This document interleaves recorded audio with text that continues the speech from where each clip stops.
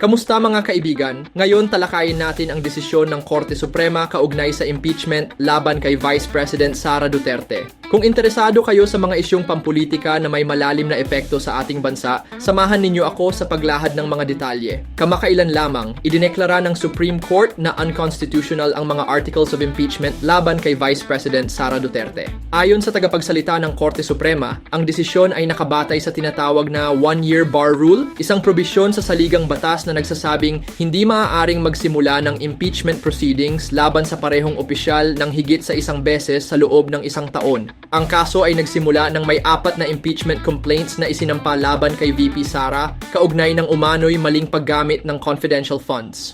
Ngunit ayon sa SC, ang unang 3 reklamo ay hindi na iproseso o naipasa sa Committee on Justice. Kaya't ang ika-4 na reklamo na siyang sinang-ayunan ng mahigit 1/3 ng mga miyembro ng Kamara ay itinuturing na paglabag sa one-year bar rule. Bukod pa rito, binigyang diin ng SC ang kahalagahan ng due process sa bawat yugto ng impeachment. Ibig sabihin, hindi lamang dapat legal ang proseso, kundi makatarungan din para sa lahat ng panig. Ang desisyong ito ay hindi lamang tungkol sa isang opisyal. Ito ay patungkol sa integridad ng ating mga institusyon. Ipinapakita ng Korte Suprema na may hangganan ang kapangyarihan ng Kongreso at kailangang sundin ang mga alituntunin ng saligang batas.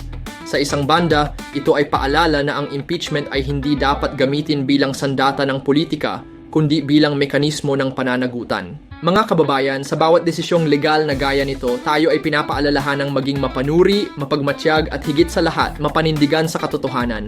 Kung nagustuhan ninyo ang talakayang ito, huwag kalimutang mag-like, mag-subscribe at i-share ang video na ito para mas marami pa ang makaalam. Salamat sa panonood at hanggang sa muli.